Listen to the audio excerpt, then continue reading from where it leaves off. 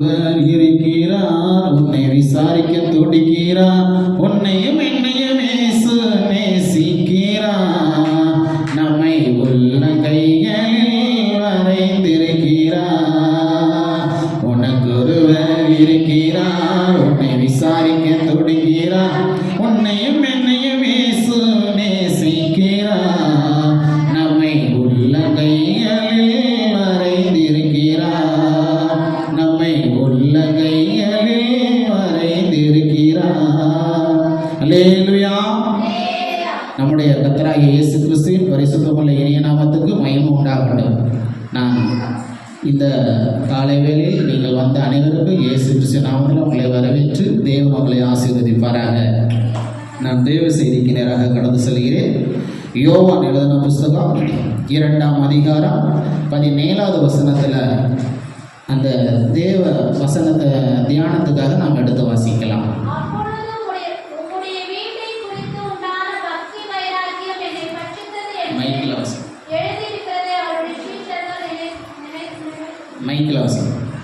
அப்பொழுது உம்முடைய வீட்டை குறித்து உண்டான பக்தி வைராக்கியம் என்னை பட்சித்தது என்று எழுதியிருக்கிறதை அவருடைய சீஷர்கள் நினைவு கூர்ந்தார்கள்.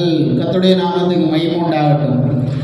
அப்பொழுது அப்படின்னா அதுக்கு அந்த ஒரு சம்பவம் நடந்திருக்கு. அந்த சம்பவம் நடந்த நேரத்தில் இதை நினைச்சு பார்க்குறாங்க. ஏதோ ஒரு சம்பவம் நடந்திருக்கு. அந்த நேரத்தில் அந்த சீஷர்கள், இயேசு கூட இருந்த சீஷர்கள் இந்த வசனத்தை நினைத்து பார்க்கிறார்கள். என்ன செய்யறாங்க? நினைச்சு. அப்போ இது ஏற்கனவே பைபிள்ல இந்த வார்த்தை எழுதப்பட்டிருக்கிறது. இந்த வார்த்தை எழுதப்பட்டிருக்கிறது.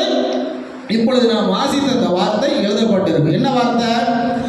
உம்முடைய வீட்டை குறித்து உண்டான பக்தி வைராக்கியம் என்னை பட்சித்தது. கர்த்தருடைய நாமத்துக்கு இந்த இடத்துல உம்முடைய வீடு என்று சொன்னால் தேவனுடைய ஆலயத்தை காட்டுகிறது. கர்த்தருடைய வீட்டை காட்டுகிறது. தேவன் தங்கி வாசம் பண்ணக்கூடிய தேவ ஆலயமாகிய கர்த்தருடைய வீட்டை அதை காட்டுகிறது. அல்லேலூயா. அப்போ இந்த ஆலயத்தை குறித்த ஒரு வைராக்கியம் ஒவ்வொரு தேவனுடைய பிள்ளைகளுக்குள்ளும், ஒவ்வொரு கிறிஸ்தவர்களுக்குள்ளும் இந்த வைராக்கியம் ஒரு பட்சிக்கிற அக்கினியை போல காணப்பட வேண்டும். அதுதான் இந்த இடத்துல சொல்லப்படுது. இதை சீஷர்கள் ஏற்கனவே இந்த வசனம் எழுதியிருக்கிறது என்று நினைத்து கொள்ளுகிறார்கள். அது எங்க எழுதியிருக்கு? எடுத்து வாசிங்க. சங்கீதம் எழுதின புஸ்தகம் 69வது சங்கீதம் 9வது வசனத்துல இப்படியாக எழுதப்பட்டிருக்கு. வாசிங்க.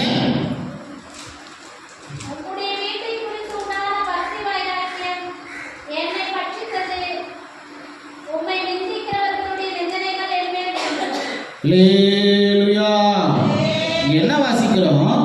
உம்முடைய வீட்டை குறித்து உண்டான பக்தி வைராக்கியம் என்னை பட்சித்தது. என்னை பட்சித்தது. கர்த்தருடைய நாமத்துக்கு மகிமை உண்டாகட்டும். இது இயேசு கிறிஸ்து இருந்த நாட்கள்ல சீஷர்கள் நினைவு கூர்ந்தார்கள். இந்த வசனம் ஏற்கனவே எழுதப்பட்ட ஒரு காரியம். பழைய ஏற்பாட்டு காலத்தில் எழுதப்பட்ட ஒரு காரியம். இது இப்ப எழுதப்பட்ட வார்த்தை அல்ல. இயேசு கிறிஸ்து பிறப்பதற்கு முன்னதாகவே இப்படியாப்பட்ட ஒரு வார்த்தை சொல்லப்பட்டிருக்கிறது. அப்போ இந்த வசனத்துல உம்முடைய வீடு, யாருடைய வீடு? உம்முடைய வீடுனால் தெய்வத்துடைய வீடு. தெய்வம் வாசம் பண்ணக்கூடிய ஒரு இடம், தெய்வம் வாசம் பண்ணக்கூடிய ஒரு வீடு. அந்த வீடு தான் தேவனுடைய ஆலயம். அப்போ நீங்க கிறிஸ்தவர்களா இருந்தால் மட்டும் போதாது, இந்த ஆலயத்தை குறித்ததான ஒரு பக்தி வைராக்கியம் உங்க உள்ளத்துக்குள்ள இருக்க வேண்டும். என்ன இருக்குன்னா பக்தி வைராக்கியம் இருக்க வேண்டும். இது என்னுடைய வீடு, தேவனுடைய வீடு, என்னுடைய வீடு. அந்த வீட்டினுடைய வளர்ச்சிக்காக உங்களுடைய வாழ்க்கையில ஒரு பக்தி வைராக்கியம் உண்டாஇருக்கணும். அல்லேலூயா. அப்போ உண்மை நிந்திக்கிறவருடைய நிந்தனை என்மேல் விழுந்தது. உண்மை நிந்திக்கிறவருடைய நிந்தனை என் மேல விழுந்தது. அல்லேலூயா. அப்போ இந்த வீட்டை யாரும் நிந்திக்க கூடாது. இந்த வீட்டை தேவனுடைய ஆலயத்தை யாரும் அலட்சியப்படுத்த கூடாது. என்னத்தை போய் என்னத்தை கண்டேன், எதுக்கு சர்ச்சுக்கு போகணும், நான் வேற விஷயத்த பார்க்கலாமே, வேற வேலைக்கு போகலாமே, பணம் சம்பாதிக்கலாமே, இப்படி பலதரப்பட்ட யோசனைகளை பலதரப்பட்ட வேலைகள்ல தேவனுடைய ஆலயத்தை விட்டு விட்டு சென்றால் அது பக்தி வைராக்கியமாக இருக்காது. அல்லேலூயா. அது கிறிஸ்தவர்களுக்கு பக்தி வைராக்கியம் இருக்காது. இன்னைக்கு தேவ சமூகத்துல வந்து உங்களுடைய கஷ்டங்களையும் உங்களுடைய பிரச்சனைகளையும் உங்களுடைய வாழ்க்கை ஆசீர்வாதத்துக்காக பிரேயர் பண்ணக்கூடிய ஒரு இடம் தான் தேவனுடைய வீடு. அதுதான் கர்த்தருடைய வீடு, அதுதான் தேவனுடைய ஆலயம், அதுதான் கிறிஸ்தவ ஆலயம். அல்லேலூயா.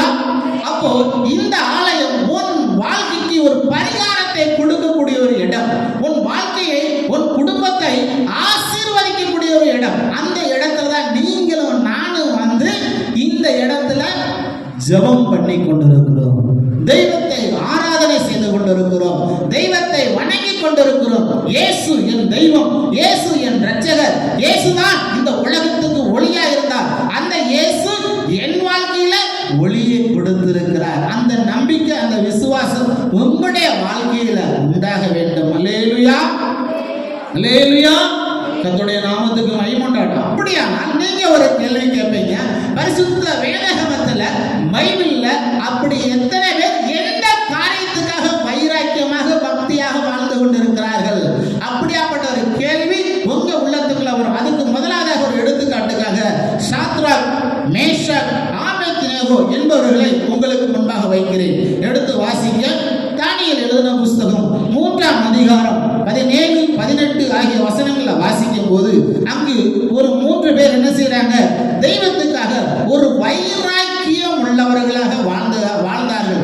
வைராக்கியம் என்பது இயேசுவுக்காக நீங்கள் உங்க உள்ளத்துல, உங்க இருதயத்துல, உங்க மனசுல வைக்கக்கூடிய ஒரு காரியம். அந்த காரியம் உங்க வாழ்க்கையில வைராக்கியமாக இருந்தா தான் அந்த ஆசீர்வாதத்தை நீங்கள் அனுபவிக்க முடியும். இல்லாவிட்டால் அனுபவிக்க முடியாது. அல்லேலூயா. தேவத்தினுடைய நாமத்துக்கு மகிமை உண்டாகட்டும். எடுத்து வாசிங்க. தானியேல் எழுதின புஸ்தகம் 3ஆம் அதிகாரம் 17, 18 ஆகிய வசனங்கள். நாங்கள் ஆராதிக்கிற எங்கள் தேவன் எங்களை தப்புவிக்க வல்லவராய் இருக்கிறார். அவர் எரிகிற அக்கினி ஜுவாலைக்கும் ராஜாவாகிய உம்முடைய கைக்கும் நீங்களாக்கி எங்களை விடுவிப்பார். அந்த 3 பேருக்கு முன்பாக ஒரு 2 எதிரிகளாக காணப்படுகிறார்கள். என்ன எதிரிகள்? அந்த இடத்துல சொல்லப்பட்ட காரியம் என்ன? ஒரு அக்கினி ஜுவாலை அவர்கள் முன்பாக வைக்கப்பட்டது. யாருக்கு முன்பாக? அக்கினி ஜுவாலை. இன்னொன்று ராஜா, அந்த தேசத்தினுடைய அதிகாரி, அந்த தேசத்தினுடைய தலைவர். அல்லேலூயா. அப்போ அந்த ராஜா சொல்லுகிறான், நான் உண்டு பண்ணின ஒரு பெரிய சிலையை உண்டு பண்ணி வைத்துட்டு இந்த சிலையை நீங்கள் எல்லாரும் வணங்க வேண்டும், நமஸ்காரம் பண்ண வேண்டும். இதுக்கு நீங்கள் என்ன செய்யணும்? உங்களுடைய முழங்கால்களை முடக்கி நீங்கள் என்ன செய்ய வேண்டும்? ஆராதனை செய்ய வேண்டும் என்று சொல்லி அந்த நாட்டின் ராஜா இப்படியாப்பட்ட ஒரு கட்டளையை பிறப்பிக்கிறார். அல்லேலூயா. அப்போ அந்த கட்டளைக்கு அந்த ஊர் மக்கள், ஜனங்கள் எல்லாம் அடிபணிந்துதான் இருக்க வேண்டும், அதுக்கு கீழ்ப்படிந்துதான் இருக்க வேண்டும். ஏனென்றால் இது ராஜ்யத்தை ஆளக்கூடிய ராஜாவின் கட்டளை. ஆனால் பைபிள் சொல்லுகிறது, நீங்க என்ன செய்யக்கூடாது? சிலை வழிபாடு இருக்கக்கூடாது. அந்த ஒரு வசனம் பைபிள்ல இருக்கிறபடினால்தான் இவங்க 3 பேர் என்ன செய்யறாங்க? நாங்க சிலையை வணங்க மாட்டோம். என்ன செய்ய மாட்டோம்? சிலையை வணங்க. சரி, ரைட், நீ சிலையை வணங்க வேண்டாம். அப்படியானால் நீ என்ன செய்யணும்? எரியக்கூடிய அக்கினி ஜுவாலையில தூக்கி போடுவார்கள். உனக்கு தண்டனை என்னது? உனக்கு தண்டனை என்னது? எரியிற அக்கினி ஜுவாலைக்குள்ள உன்னை தூக்கி போடுவாங்க. இதுதான் தண்டனை. கர்த்தருடைய நாமத்துக்கு மகிமை உண்டாகட்டும். ஆனா சிலை, இப்ப பாருங்க, சிலையை வைத்து வணங்கி வழிபடுகிறார்கள். ஆனால் அது உங்களிடம் அந்த காரியத்தை செய்யக்கூடாது என்று சொல்லி பைபிள் சொல்லுகிறது. ஆனால் உலகத்தில் செய்து கொண்டிருக்கிறார்கள். கர்த்தருடைய நாமத்துக்கு மகிமை உண்டாகட்டும். ஆனா இந்த 3 பேர் யார் யாரு? Shadrach, Meshach, Abednego. இவங்க 3 பேர் என்ன செய்யறாங்க? நாங்க எங்க பைபிள்ல வாசித்ததான எங்கள் தெய்வம் சொன்ன ஒரு கட்டளை, சிலையை வணங்கக்கூடாது.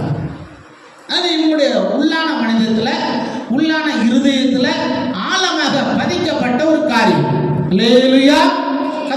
நாமத்துக்கு மகிமைண்டாடும். ஆகியனால இவங்க என்ன செய்யறாங்க, எரிகிற அக்கினி ஜுவாலைகளை தூக்கி போட வேண்டும்.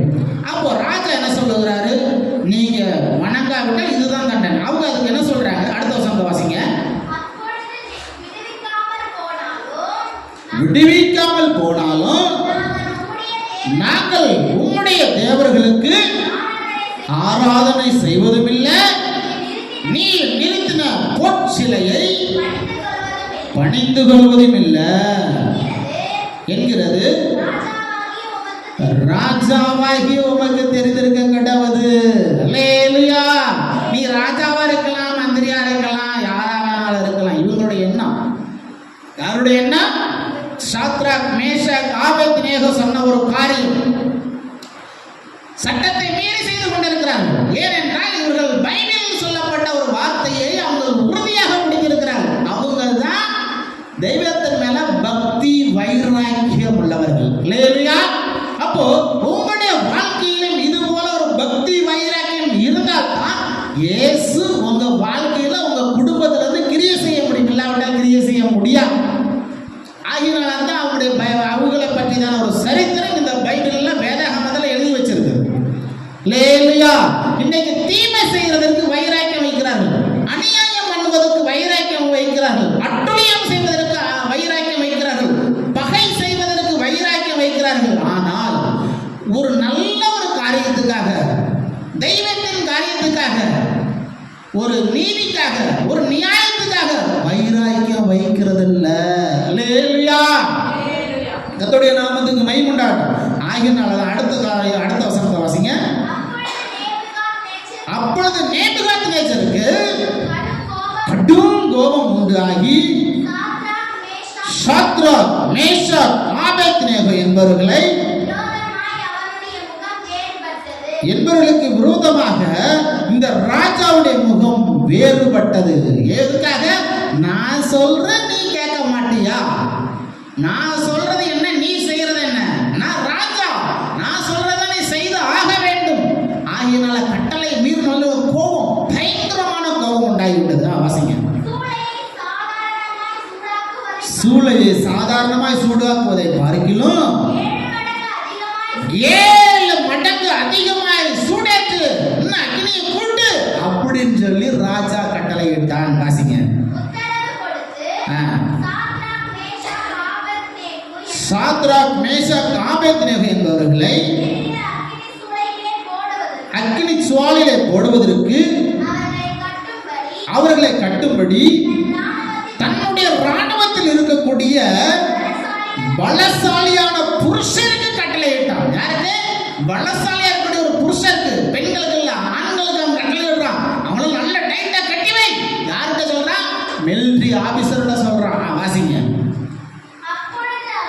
அப்பொழுது அவர்கள் தங்கள் சால்வைகளோடும் நிசார்களோடும் பாகைகளோடும் மற்ற வஸ்திரங்களோடும் கட்டப்பட்டு எரியக்கூடிய அக்கினி ஜுவாலையின் நடுவிலே போடப்பட்டார்கள். அல்லேலூயா. இதுதான் வைராக்கியம். இதுக்கு பேர் தான் என்னது? வைராக்கியம். நான் செய்ய மாட்டேன்னா செய்ய மாட்டேன், தப்பு பண்ண மாட்டேன்னா தப்பு பண்ண மாட்டேன், அநியாயம் பண்ண மாட்டேன் அநியாயம் பண்ண மாட்டேன், அக்கிரமம் செய்ய மாட்டேன் அக்கிரமம் செய்ய மாட்டேன். அந்த ஒரு வைராக்கியம் மனிதர்களுக்குள்ள உண்டாக வேண்டும். அந்த ஒரு விஷயத்துக்காக தான் பைபிள் இந்த வசனம் எழுதிருக்கு. அல்லேலூயா. இன்னைக்கு அநியாயம் பண்றதுக்கும் அக்கிரமம் பண்றதுக்கும் கோபப்படுறதுக்கும் சண்டை போடுறதுக்கும் வைத்தறிச்சல் போடுறதுக்கும் எத்தனையோ காரியங்கள் உண்டாகிறது. ஆனால் கிறிஸ்தவர்கள் நல்ல ஒரு காரியத்துக்காக, தெய்வத்தின் காரியத்துக்காக, உங்க குடும்ப வளர்ச்சிக்காக, உன் வாழ்க்கை வளர்ச்சிக்காக, நீ நல்லா இருக்க வேணாம் அந்த ஒரு எண்ணத்துக்காக நீங்க வைராக்கியமா இருப்பீர்களா? அதைத்தான் பைபிள் சொல்லி கொடுக்குது. அல்லேலூயா. அப்போ அதுதான் தேவனுடைய வீட்டை குறித்ததான பக்தி வைராக்கியம். தேவனுடைய வீட்டை குறித்ததான பக்தி வைராக்கியம் அது உங்க மனசுல ஆழமா இருக்க வேண்டும். அப்படி இருந்தால் தான் தெய்வம் உங்க வாழ்க்கையில இருந்து கிரியை செய்ய முடியும், இல்லாட்ட கிரியை செய்ய முடியாது. இவங்களை பாருங்க, அக்கினியை தூக்கி போட்டா என்ன செய்வாங்க? செத்தே போயிடுவாங்க. ஆனாலும் நான் செத்து போனாலும் பரவாயில்லையா, நீ செய்யறதை நான் செய்ய மாட்டேன். அப்போ சாவுக்கு துணிந்தவர்கள், எதுக்கு துணிந்தவங்க? சாவுக்கு துணிந்தவர்கள் தான் இந்த வைராக்கியம் நமக்குள்ள எந்த காரியத்துக்கு? கெட்ட காரியத்துக்கு, நல்ல காரியத்துக்கு. அதுக்கு தான் பைபிள்ல சொல்லியிருக்கு, இது போன்ற நல்ல காரியத்துக்கு, தெய்வத்தின் நன்மையான காரியத்துக்கு, குடும்பத்தின் நன்மையான காரியத்துக்கு நீ என்ன செய்யணும்? இது போல ஒரு பக்தி வைராக்கியம் இருக்கணும். அதுதான் கர்த்தருடைய வீட்டை குறித்ததான பக்தி வைராக்கியம். இது உலகத்தில் உள்ள அநேக மனிதர்களுக்கு தெரியறதில்ல, புரிந்து கொள்கிறதும் இல்லை, இதை பற்றி ஆராய்ச்சி செய்வதும் இல்லை. இன்னைக்கு எப்படி கெடுக்கலாம், எப்படி அழிக்கலாம், யாரை வஞ்சிக்கலாம், யாரை மோசம் பண்ணலாம், யாரை பற்றி தப்பு தப்பா பேசலாம், யார் குடும்பத்தை அழிக்கலாம், யார் வாழ்க்கையை நாசமாக்கலாம், அந்த சிந்தனைகள் தான் மனிதனுக்குள்ள யோசனைகள் ஓடிக்கொண்டே இருக்கிறது. இது ஒரு நல்ல ஒரு வாழ்க்கை அல்ல. அல்லேலூயா. அப்போ நீங்க ஒரு நல்ல வாழ்க்கை வாழ வேண்டுமானால் உங்களுக்குள்ளாக இயேசு கிறிஸ்து சொல்லக்கூடிய வார்த்தைகளில் பக்தி வைராக்கியம் இருக்க வேண்டும். அந்த பக்தி வைராக்கியத்தில் நிறைந்த ஒரு மனிதர் தான் சாத்ராக், மேஷாக், ஆபேத்நேகோ. இவர்களை அந்த நெருப்பு ஜுவாலைக்குள்ள தூக்கி போட்டவுடனே அடுத்து என்ன நடந்தது? வாசிங்க. ராஜாவின் கட்டளை கடுமையாக இருந்தபடினாலும் சூளை மிகவும் சூடாக கட்டப்பட்டிருந்தபடினாலும் அக்கினி ஜுவாலையானது சாத்ராக், மேஷாக், ஆபேத்நேகோவை தூக்கி கொண்டு போட்ட அந்த புருஷர்கள், மேற்றி ஆபீசர்களை கொண்டு போட்டுருச்சு. யாரை கொண்டு போட்டுருச்சு? யாரு தூக்கி போட்டாங்களோ அவங்க என்ன செஞ்சிட்டாங்க? செத்தே போயிட்டாங்க. அடுத்த வாசனை.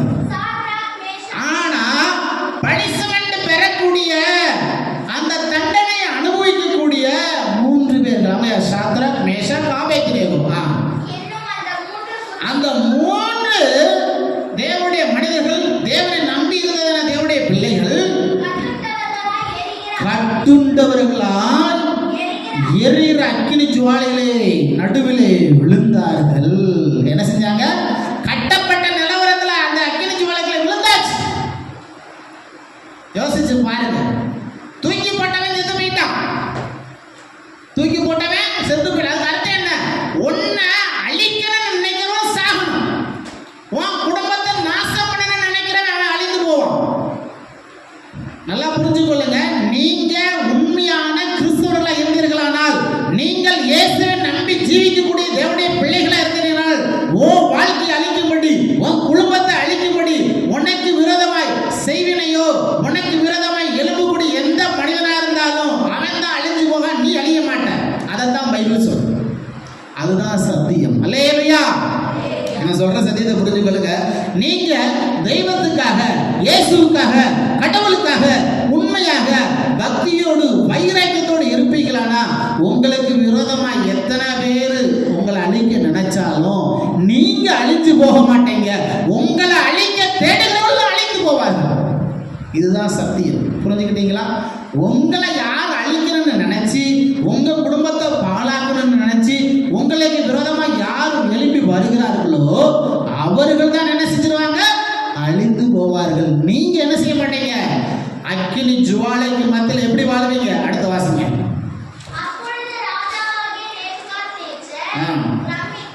ராஜா பார்க்கிறோம், அக்கினி ஜுவாலைகளை தூக்கி போட்டமே, என்ன நடக்குது அப்படின்னு ஆச்சரியத்தோட பார்க்கிறோம். வாசிங்க.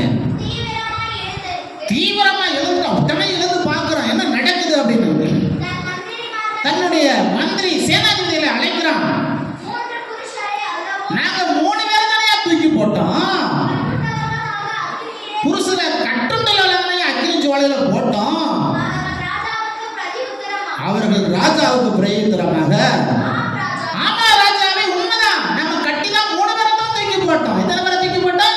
3 பேரை தாயா தூக்கி போட்டோன்னு சொல்றாங்க. வாசிங்க.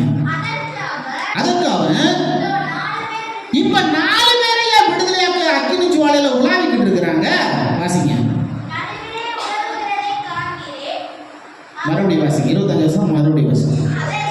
அதற்கு அவன் இதோ 4 பேரு விடுதலையாக அக்கினியின் நடுவில் உலாவுகிறத என் கண்ணால காண்கிறேன். அவங்களுக்கு ஒரு சேதம் இல்லையப்பா.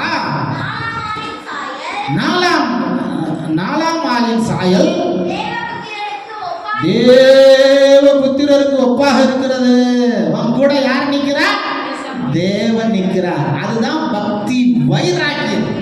அதுக்கு பேர் தானது பக்தி வைராக்கியம். நீ சர்ச்சைக்கு வர்றது உண்மைதான், பைபிளை தூக்கிட்டு வர்றது உண்மைதான், பாட்டு படிக்கிறது உண்மைதான், பைபிள் படிக்கிறது உண்மைதான், இல்லைன்னு சொல்லலாம். உன் வாழ்க்கையில துன்பம் வரும்போது, துயரம் வரும்போது, கஷ்டம் வரும்போது, கண்ணீர் வரும்போது, கவலை வரும்போது உன் கூட யார் நிற்கிறா? யோசிச்சு பாருங்க. உங்க பக்கத்துல யார் நிற்கிறா? பணம் இல்ல, கூட யார் நிற்கிறா? சாப்பாட்டுக்கு வழி இல்ல, யார் நிற்கிறா? உனக்கு ஒரு ட்ரெஸ் இல்ல, யார் நிற்கிறா? உன் பிள்ளைக்கு ஃபீஸ் கட்டணும், உன் கூட யார் நிற்கிறா? அதுதான் அக்கினி ஜுவாலை. அதுக்கு மத்தியில அப்படியாப்பட்ட பிரச்சனையில நீ நிற்கும் போது உன் கூட யார் நிற்கணும்? நாலாவது ஒரு ஆள் நிற்பாரு. அவர் யாரு? தேவனுடைய மனிதன். தெய்வம் உன் கூட நிற்க வேண்டும். அல்லேலூயா. அப்படி தெய்வம் உன் கூட நிற்க வேண்டுமானால் நீங்க என்ன செய்யணும்? பக்தி வைராக்கியத்தோட இயேசு என்னை பாதுகாப்பார், இயேசு என்னை ஆசீர்வதிப்பார், அந்த ஒரு நம்பிக்கை உங்களுக்குள்ளாக இருக்க வேண்டும். அல்லேலூயா. கர்த்தருடைய நாமத்துக்கு மகிமை உண்டாகட்டும். நான் இந்த ஏரிக்கரை ஓரத்துல டூ வீலர்ல போய்கிட்டு இருக்கிறப்போ ஒரு மஞ்சள் கலர் குழவி என் கையில் இந்த இடத்துல மாட்டிக்கிடுச்சு. இந்த சட்டை இருக்குல்ல, அந்த ஜாயின்ல கட்டு அந்த தடை இருக்கு பாருங்க. அப்போ இதுல மாட்டின உடனே நல்லா நரைச்சு 2 கொட்டு கொட்டிருச்சு. எனக்கு வலி, பயங்கரமான வலி. திடீர்னு இந்த இடத்துல ஒரு கழுத்தை பிடிக்கிறத மாதிரி ஒரு ஃபீலிங் இருக்கு. ரத்தம் ஓட்டம் பயங்கர ஸ்பீடா இருக்கு. இந்த இடம் கடக்கடக்கடம் பயங்கர வலி, பயங்கரமான வலி கை. அதோட வண்டி ஓட்டிட்டு வந்துட்டேன். வண்டி ஓட்டிட்டு இங்கே வந்த உடனே எஸ்அப்பா என்ன செய்யணும், தலையில் ஓடலை. ஹாஸ்பிட்டலுக்கு போகணும் கூட டக்குன்னு மனசு வரல. நான் என்ன செஞ்சேன், உடனே வெள்ளம் கொண்டு எடுத்து ஒட்டி வச்சு 2-3 எனக்கு தெரிஞ்ச பக்குவத்தை பண்ணி வச்சேன். உடனே வலி குறைஞ்சிச்சு. அப்புறம் ஒரு என்ன செஞ்சு பயங்கர ஒரு மயக்கம் வரதை போல் வந்துச்சு. அப்புறம் என்ன செஞ்சு ஹார்ட் பீட்டு பயங்கரமாக பட்ட அடிக்கிறது. இவ்வளோ கஷ்டத்து மேலே உடனே ஹாஸ்பிட்டலுக்கு போக முடியல. உடனே போகணும்னு தெரியல, எந்த ஹாஸ்பிட்டலுக்கு போகணும்னு தெரியல. ஏசப்பா நீங்கள் என்ன காப்பாற்றுங்க. ஹாஸ்பிட்டலுக்கே போகாமல் நான் உங்கள் முன்னாடி இன்னும் பேசிக்கிறேன். இப்போ கடிச்ச 2-3 நாள் தான் ஆகுது. அல்லேலூயா. அதோடைய நாமத்துக்கு மகிமை உண்டாகட்டும். இதே போல் 3 குழவி அந்த மஞ்சள் கலர், இது என்ன கடுதாலியா கடம்பை அதை சொல்கிறாங்க. மஞ்சள் கலர் இருக்கக்கூடிய இந்த வண்டு குழவி அது கடிச்சிச்சுன்னா ஆளை செத்து போயிடுவாங்க. ஒரு குழவி கடிச்சதுக்கே எனக்கு இவ்வளோ கஷ்டம் இருக்குது. 3 குழவி கடிச்சா என்ன இருக்கும், அந்த இடத்துல ஆள் ஸ்பாட்டில் கூட அவ்வளோ விஷம் அதில் இருக்குது. அதோடைய நாமத்துக்கு மகிமை உண்டாகட்டும். அப்போ பாருங்கள், அப்போ நான் யூடியூப்பில் இதை பற்றி ஆராய்ச்சி பண்ணி படிக்கும்போது, நெட்டில் படிக்கும்போது இது பயங்கர பாய்சன் நிறைஞ்சது. எனக்கு இதை பற்றி தெரியவே தெரியாது. கர்த்தருடைய நாமத்துக்கு மகிமை உண்டாகட்டும். அப்போது நம்மளை பாதுகாக்கிறவர் நம்ம கூட இருக்கிறார். நம்மளை பாதுகாக்கிறவர். சோதனை உண்டு, நானாக இருந்தாலும் நீங்களாக இருந்தாலும் கஷ்டம் உண்டு. ஏன்னா உலகத்தில் பிறந்த ஒவ்வொரு மனிதனும் கஷ்டத்தை அனுபவிக்க பிறந்திருக்கான். எதை பிறந்திருக்கா? கஷ்டத்தை அனுபவிக்க. ஒன்று புருஷன் மூலமாக வரும், இல்லை பொண்டாட்டி மூலம், இல்லை பிள்ளைகள் மூலமாக வரும், இல்லை அக்கப்பக்க வீட்டு மூலமாக வரும், இல்லை நீ வேலை செய்கிற இடத்துல வரும், இல்லை நீ படித்த இடத்துல வரும். எங்கேயாவது ஒரு இடத்துல உனக்கு விரோதமாக ஒரு ஆவி போராடி கொண்டு தான் இருக்கும். உன் கூட இருக்க, உன் கூட பழகக்கூடிய நண்பர்கள் உனக்கு விரோதமாக கிரியை செய்யத்தான் செய்வாங்க. அதுக்கு மத்தியில தான் இயேசு உன் கூட இருக்கிறான்னு நிரூபிக்கணும். அல்லேலூயா. நான் சொல்ற சத்தியம் புரிஞ்சா? உங்க கூட பழகுற ஆட்களே உங்களுக்கு விரோதமாக இருப்பதான் செய்வாங்க. உங்களுக்கு தெரிஞ்சவங்களே உங்க மாமியா இருக்கலாம், மாமனா இருக்கலாம், அக்கா இருக்கலாம், தங்கச்சியா இருக்கலாம், யாரா வேணாலும் இருக்கலாம். அவங்களுக்குள்ள இது போல ஒரு பொல்லாத ஆவி நுழைந்து விட்டதானால் அவங்க என்ன செய்வாங்க, உங்களுக்கு விரோதமாக கிரியை செய்வாங்க. அந்த நேரத்துல நீ யாரை தேடணும்? சொந்தக்காரன்ட்ட போக முடியுமா? அவன் தான் உனக்கு விரோதமா நிற்கிறான். நீ வேலை செய்யற இடத்துல தான் உனக்கு விரோதமா நிற்கிறான். உனக்கு தெரிஞ்ச உனக்கு நண்பர்களா பழகினவர்கள் தான் உனக்கு விரோதமா நிற்கிறான். அப்புறம் நீ எங்க போவ? ஏசப்பா எப்படி சொல்லணும்? ஏசப்பா. அந்த வைராக்கியம் உங்களுக்கு இருந்தால் தான் ஏசப்பா தேடுவீங்க. இல்லாமட்டா என்ன செய்வீங்க? கோர்ட்டுக்கு கேஸுக்கு அலைஞ்சிக்க வேண்டியதான். அல்லேலூயா. அப்போ ஏசப்பா உங்க கூட இருப்பாங்கன்னா அவர் என்ன செய்வாரு? அக்கினி ஜுவாலையில நீ நிற்கலாம். நிந்தைக்கு மத்தியில, பிரச்சனைக்கு மத்தியில, கஷ்டத்துக்கு மத்தியில, வியாதிக்கு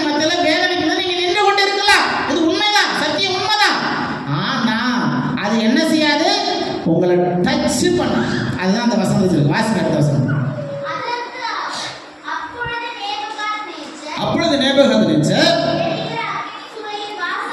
எரிகிற அக்கினி சுவாலின் வாசல் அண்டைக்கு வந்து உன்னதமான தேவனுடைய தாசராகிய ஷாத்ராக் மேஷாக் ஆபேத்நேகோ என்பவர்களை நீங்க வெளியே வாங்க. அப்பொழுது சாத்ராக் அந்த 3 பேர் என்ன செய்றாங்க? அக்கினியின் நடுவுல இருந்து வெளியில வருகிறார்கள். யார தூக்கி போட்டானோ, தூக்கி போட்டவன் செத்து போயிட்டான், தூக்கி போட கட்டளை கொடுத்த ராஜா நீங்க வெளியே வாங்கப்பா அப்படின்றாங்க. வாசி. அப்ப அவங்க என்ன செய்றாங்க? அப்படி நடந்து வருகிறார்கள். இப்ப புரிஞ்சுக்கிட்டீங்களா?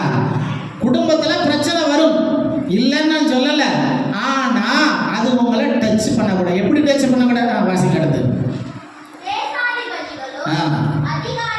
அதிகாரிகளும் தலைவரும் ராஜாவின் மந்திரிகளும் கூடி வந்து அந்த புருஷருடைய சரீரங்களிலும் அக்கினி பெலன் செய்யாமலும் அவருடைய தலைமை கருகாமலும் அவருடைய சால்வைகள் சேதப்படாமலும் அக்கினியின் மனம் அவர்களிடத்துல வீசாமலும் இருந்ததை கண்டாங்க. எல்லாம் ஓடி வராங்க. நெருப்புகளை தூக்கி போட்டாங்க. என்னன்னா எல்லாம் ஓடி வராங்க. ஓடி வந்து பார்க்கும்போது தலைமுடி ஒருத்தன் பிடிச்சு பார்க்கறான், தலைமுடி கருகல. இந்த சாலையை பிடிச்சு பார்க்கறான், இதாவது கருகலமா? அது கூட கருகல. என்ன செய்யல? சால்வை கூட கருகல, முடி கருகல. அப்புறம் என்ன செய்யறாங்க? சரி, ஏதோ அக்கினி வாசம் இருக்கும்ல, தீக்கர வாசம் இருக்கு, அதாவது வந்து பார்த்தா அதுக்கு வாசம் கூட இல்லை. அல்லேலூயா. அதுக்கு அர்த்தம் என்ன? வாழ்க்கையில அதுக்காக நெருப்புக்குள்ள போக சொல்லல. நல்லா புரிஞ்சுக்கொள்ளுங்க. இந்த பாஸ்டர் நெருப்புக்குள்ள போனா ஒண்ணுமே செய்யாது அப்படின்னு சொல்லி பிரசங்கத்துல சொல்லிட்டாரு. ஆகினால நெருப்புக்குள்ள போனீங்கப்பா, நெருப்பு சுடத்தான் செய்யும் இல்லையா? இது ஏன் அப்படி சொல்லியிருக்குன்னா, இவங்களுக்கு ஒரு பக்தி வைராக்கியம். தெய்வன் என்னை விடுவிப்பாப்பா, கடவுள் என்னை காப்பாற்றுவார். அது போலதான் உன் குடும்பத்தில் வரக்கூடிய பிரச்சனைக்கு, கஷ்டத்துக்கு தெய்வம் என்னை காப்பாற்றணும் நம்பிக்கை இருக்கணும். இப்போ 10ஆம் கிளாஸ் படிக்குது பிள்ளைங்க, ஒத்த மார்க்கு, ஒரே ஒரு மார்க்கு ஃபெயில் ஆன உடனே என்ன செஞ்சுச்சு? எனக்கு தெரிஞ்சது ஃபேனில் தூக்கு போகிறேன், தூக்கு போடும். எனக்கு தெரிஞ்சது பாயசம் சொல்லி குடிச்சது. அது எதுக்கு? அதுக்கு தான் அந்த வசனம் சொல்லுது. உனக்கு வரக்கூடிய பிரச்சனை ஒரு ஒத்த மார்க்கு பிரச்சனை, ஒரு மார்க்கு பிரச்சனை, அது சின்ன ஒரு பிரச்சனை. இதுக்கு ஏன் உன் வாழ்க்கையை நீ அழிக்கணும்? இதுக்கு ஏன் நீ கஷ்டப்படணும்? இந்த ஒரு சின்ன பிரச்சனை நீ ஏன் உன் வாழ்க்கையை அழிக்கணும்? அதைத்தான் ஏன் பைபிள் சொல்லுது, வேற ஒன்றும் சொல்லல. அல்லேலூயா. கர்த்தருடைய நாமத்துக்கு மகிமை உண்டாகட்டும். அப்போ அந்த பிரச்சனைக்கு உனக்கு ஜெயம் வேண்டுமானால் உன் உள்ளத்துக்குள்ள என்ன வேணும்? இயேசுடைய வைராக்கியம். தெய்வம் என்னை காப்பாற்றுவார், தெய்வம் என்னை ஆசீர்வதிப்பார், என் பிள்ளையுடைய கல்யாண காரியத்தை தெய்வம் பார்த்துக்கொள்வார், என் குடும்ப காரியத்தை ஏசப்பா பார்த்துக்கொள்வார், என் மனைவிக்கு இருக்கிற வியாதியை இயேசு பார்த்துக்கொள்வார், எனக்கு இருக்கிற பிரச்சனையை இயேசு பார்த்துக்கொள்வார், எனக்கு வேலை இல்லாத இயேசு பார்த்துக்கொள்வார். அந்த ஒரு நம்பிக்கை, அந்த ஒரு விசுவாசம், அந்த ஒரு வைராக்கியம் ஓ வாழ்க்கையில ஓ மனசுக்குள்ள இருக்குமானால் உனக்கு என்ன உண்டு? 100க்கு 100% ஜெயம் உண்டு. அதைத்தான் அந்த பைபிள் சொல்லுது. அதுதான் அந்த கஷ்டம், அந்த வாசனை உனக்கு தெரியாது. கஷ்டம் அது வாட்டுக்கு வந்துட்டு போகுது, பிரச்சனை அது வாட்டுக்கு வந்துட்டு போகுது, உன் மேல படாது, உன்னை டச் பண்ணாது, அந்த வாசனை கூட இருக்காது. அதுதான் பைபிள் சொல்லுது. அதுக்கு தான் உங்களுக்குள்ள என்ன செய்யணும்? பக்தி வைராக்கி இருக்க வேண்டும். அதைத்தான் பைபிள் சொல்லுது. இதை போய் இன்னைக்கு பைபிளை படிக்காதவங்க தப்பு தப்பா புரிந்து கொண்டு அதை பேச தெரியாம பேசி அதை புரிந்து கொள்ள தெரியாம புரிந்து கொள்ளுகிறார்கள். அல்லேலூயா. ஆகியனால அந்த பைபிளை நல்லா படிச்சு பாருங்க. சர்ச்சைக்கு வந்து அந்த வசனங்களை கேளுங்க. கேட்டு இதுக்குடைய அர்த்தத்தை புரிந்து கொண்டு உங்க வாழ்க்கையில அனுபவமா ஆக்கும் போது உங்க வாழ்க்கை நல்லா இருக்கும். நீங்க ஆசீர்வதிக்கப்பட்ட வாழ்க்கை வாழ்வீர்கள். அல்லேலூயா. அடுத்த வசனத்தை வாசிங்க. அப்பொழுது நேபுகாத்நேச்சர் வசனித்து சாத்ராக் மேஷாக் ஆபேத்நேகோ என்பவருடைய தேவனுக்கு ஸ்தோத்திரம். என்ன சொன்னா? ஸ்தோத்திரம். நீங்க வாயில ஸ்தோத்திரம் வர மாட்டேங்குது. ஒருத்தரை பார்த்தா ஸ்தோத்திரம், இப்பெல்லாம் ஹாய் பாய். இப்ப இப்போ எல்லாம் பிள்ளைங்களுக்கு ஹாய் பாய்னு, கிறிஸ்தவர்களே ஹாய் பாய் சொல்லியிருக்காங்க. ஹலோ அப்படின்றாங்க, மை டியர்ன்றாங்க. ஒரு ஆளை பார்க்கும்போது ஸ்தோத்திரம் சொல்லுங்க. என்ன சொல்லுங்க? அதுக்கு தான் ஸ்தோத்திரம் சொல்றாங்க. ஆகியனால தான் நீங்கள் முழங்கால் போட்டு உங்களுக்கு ஜெபிக்க தெரியாவிட்டா கூட ஸ்தோத்திரம் ஸ்தோத்திரம் ஸ்தோத்திரம் அந்த வார்த்தையை சொல்லும்போது தெய்வம் உங்களுக்குள்ள இருப்பார். நேபுகாத்நேச்சர் ஜெபிச்சு பழக்கம் இல்லை, அவனுக்கு ஜெபம்னா என்னன்னே தெரியாது. அவன் என்ன சொன்னான்? அந்த வசனத்தை மறுபடியும் வாசிங்க. நேபுகாத்நேச்சர் சொன்னது, அப்பொழுது நேபுகாத்நேச்சர் என்ன சொல்றான்? அந்த 3 பேரையும் பார்த்து என்ன சொல்றான்? சாத்ராக் மேஷாக் ஆபேத்நேகோவே, உங்களுடைய தேவனை பார்த்து என்ன சொல்றான்? எங்களுடைய தேவனை பார்த்து தேவனுக்கு ஸ்தோத்திரம், உங்க தெய்வத்துக்கு ஸ்தோத்திரம் சொல்றான். யார் சொல்றா? அழிக்க நினைத்தவன். யார அழிக்க நினைச்ச? ஒன்ன அழிக்க நினைச்சவன் பொண்ணை பார்த்து என்ன சொல்றான்? ஐயா ஸ்தோத்திரம், அக்கா ஸ்தோத்திரம், அம்மா ஸ்தோத்திரம், அண்ணே ஸ்தோத்திரம். புரிஞ்சுக்கிட்டீங்களா? இதுதான் சத்தியம், இதுதான் வசனம். இந்த சத்தியத்தை புரிந்தவர்கள் வாழ்க்கையில நஷ்டமோ கஷ்டமோ வராது. அல்லேலூயா. அப்போ இயேசு உங்க கூட இது போல நீங்க அனுபவிச்சு பாருங்க, இது போல அனுபவிச்சு பாருங்க. அப்பதான் வாழ்க்கை டேஸ்டா இருக்கும், வாழ்க்கை இனிப்பா இருக்கும். இல்லாவிட்டா இனிப்பா இருக்காது. அல்லேலூயா. அதனால தான் அக்டோபர் மாசம் 2ஆம் தேதி நம்ம யூத் மீட்டிங் வருது. யூத் மீட்டிங் எத்தனை பேர் வராங்கன்னு தெரியாது. ஆனாலும் நம்ம என்ன செய்யறோம்? ஆயத்தமா ரெடி பண்ணிக்க. தேவன் தருவான் தேவைகளை, தெய்வம் சந்திக்க வேண்டும். அதுதான் தெய்வத்துடைய பக்தி வைராக்கியம். யாரை கொண்டாது எப்படியாவது செய்யணும், அதான் தெய்வத்தினுடைய மகிமை. அல்லேலூயா. கர்த்தருடைய நாமத்துக்கு மகிமை உண்டாகட்டும். அடுத்த வாசிக்க. அவர்கள் தங்களுடைய தேவனை தவிர வேறொரு தேவனை சேவித்து பணியாமல் அவரையே நம்பி ராஜாவின் கட்டளையை தள்ளி தங்கள் சரீரங்களை ஒப்பு கொடுத்ததினால அவர்கள் தமது தூதனை அனுப்பி தம்முடைய தாசரை விடுவித்தார். உன் பிரச்சனையிலிருந்து விடுவிக்க வேண்டுமானால் உனக்கு பக்க பலமாக ஒரு தேவ தூதனை நியமித்து வைத்திருக்கிறார். யார? தேவன். அவர்கள் உனக்கு பணிவிடை செய்யவும், உனக்கு உதவி செய்யவும், உன்னை காப்பாற்றவும் உனக்கு ஒரு தேவ தூதர்கள் ஆண்டவர் வைத்திருக்கிறார். அதை நீங்க என்ன செய்யணும்? அனுபவிக்க வேண்டும். அதுதான் டேஸ்ட்டுங்க. அந்த வாழ்க்கை இனிப்பா இருக்கும். அதுதான் வாழ்க்கை. நான் இவ்வளவு கஷ்டத்துல இருந்தேன், இன்னைக்கு நல்லா இருக்கிறேன் அப்படி நீங்க சொல்லலாம். அல்லேலூயா. எத்தனை பேருக்கு இந்த ஆசை இருக்குது? கண்களை அப்படி கர்த்தரை ஸ்தோத்திரம் பண்ணுங்க. ஸ்தோத்திரம் ஸ்தோத்திரம் ஸ்தோத்திரம் ஸ்தோத்திரம் ஸ்தோத்திரம். இதுதான் தெய்வத்தின் மேல உள்ள ஒரு பக்தி வைராக்கியம். கர்த்தருடைய வீட்டில் உள்ள தேவனுடைய பிள்ளைகளுடைய பக்தி வைராக்கியம். இதே போல இன்னும் அநேகருடைய வாழ்க்கையில இருக்கு. சொல்வதற்கு சமயங்கள நான் இன்னொரு நாளைக்கு இந்த காரியங்களை இன்னும் நிறைய பேர், ஒரு 10 பேர் இருக்கிறாங்க. 10 பேரை குறிச்சு இன்னும் நான் இன்னொரு நாளைக்கு சொல்லிக்கிறேன். அல்லேலூயா. சரி, கண்களை எப்படி கர்த்தரை ஸ்தோத்திரம் பண்ணுவோம். ஸ்தோத்திரம் ஸ்தோத்திரம் ஸ்தோத்திரம். ஜெபம். எங்களை நேசிக்கிற நல்ல இயேசுவே, நாங்கள் உம்மை நன்றியோடு ஸ்தோத்திரிக்கிறோம். இந்த மாதம் தொடங்கி இந்த 3வது வாரத்திலேயும் கூட கர்த்தாவே எங்களை ஒரு சிறு கூட்டமாய் கூட்டி சேர்த்திருக்கிறீரே, நன்றியோடு ஸ்தோத்திரிக்கிறோம். ஆண்டவரே ஸ்தோத்திரம். வந்ததான ஒவ்வொருவரையும் உடைய கருத்தில் ஒப்புக் கொடுக்கிறோம். நீர் ஆசீர்வதியும், பேர் பேராய் கர்த்தாவே நீர் ஆசீர்வதியும், தேவைகளை சந்திங்க, வியாதி பலவீனங்களை நீக்குங்க. ஆண்டவரே ஸ்தோத்திரம். வர தரப்பட்டதான யாவரையும் உடைய கருத்தில் ஒப்புக் கொடுக்கிறோம். ஆண்டவரே ஸ்தோத்திரம். அவர்களை கூட கர்த்தாவே ஆண்டவருடைய ஆலயத்துக்கு கொண்டு வந்த ஆசீர்வாதங்களை பெற்றுக்கொள்ள கர்த்தர் உதவி செய்யும்படியாய் வேண்டிக் கொள்கிறோம். ஆண்டவரே எப்படி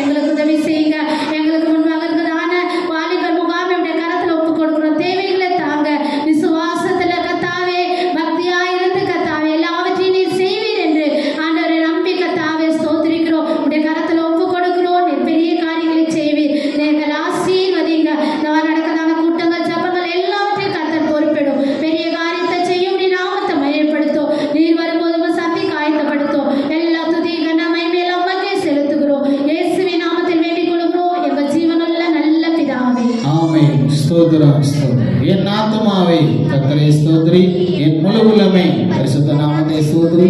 என் ஆத்துமாவே கர்த்தரை ஸ்தோத்திரி, கர்த்தர் செய்த சகல உபகாரங்களையும் மறவாதே. ஆமென்.